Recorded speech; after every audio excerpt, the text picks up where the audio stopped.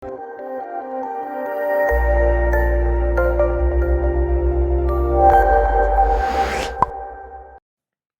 students, in the previous video we have discussed about the phenomenon called as photoelectric effect.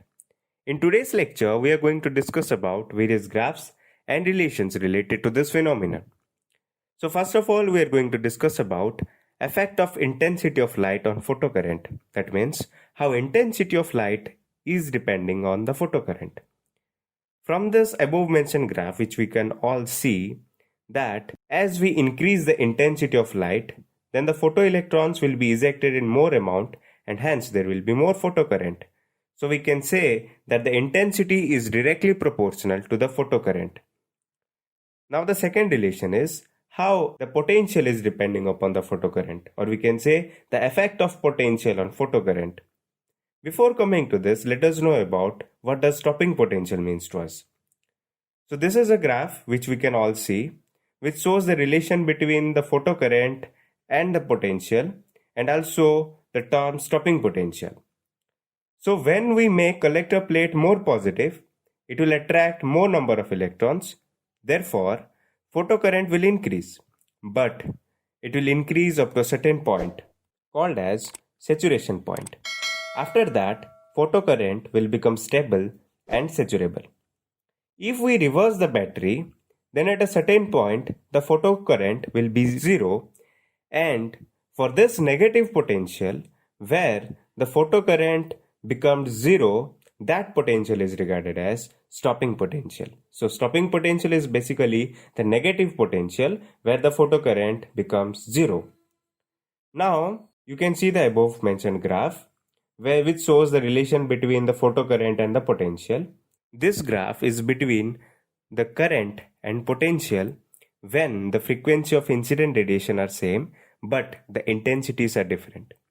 So for a given frequency of incident radiation, photoelectrons are emitted with all velocities ranging from 0 to a certain maximum value, which is regarded as Vmax or maximum velocity. At the stopping potential V0, when no photoelectrons are emitted, the work done by stopping potential on the fastest electron must be equal to its kinetic energy. So hence we can deduce an equation that the maximum kinetic energy, which is equal to half into mass times the maximum velocity square. So where m is the mass of electron, Vmax is the maximum velocity of the photoelectron, which can be implied that E into V0, where E is the charge of the electron, V0 is the stopping potential. So we can deduce an equation that the maximum kinetic energy divided by the charge of electron will be equal to the stopping potential V0. Now we are going to discuss about the effect of frequency on incident radiation. This is the graph between the current and potential when the intensity is same but the frequency of incident radiations are different. Stopping potentials vary in the order of V3 is greater than to V2 is greater than to V1, which we can see from the above graph.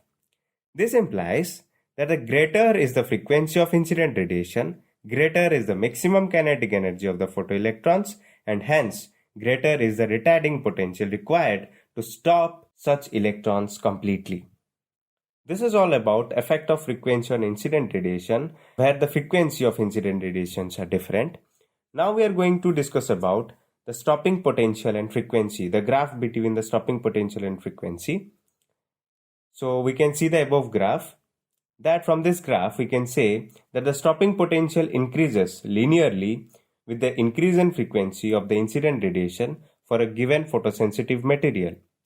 There exists certain minimum cutoff frequency mu0 for which the stopping potential is 0.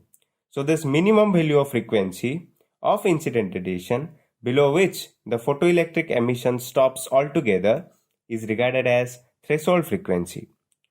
For two different materials A and B, these graphs are parallel straight lines, which we can see from the above graph, which states that they have same slope but the threshold frequencies are different for two metals A and B. So from the above graphs, we implied to certain two important facts, that first one, is the maximum kinetic energy of the photoelectrons increases linearly with increase in frequency of incident radiation, but it is independent of its intensity.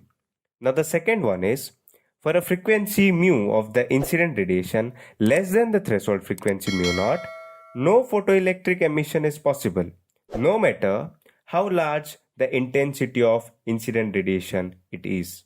So let us limit our class up to here.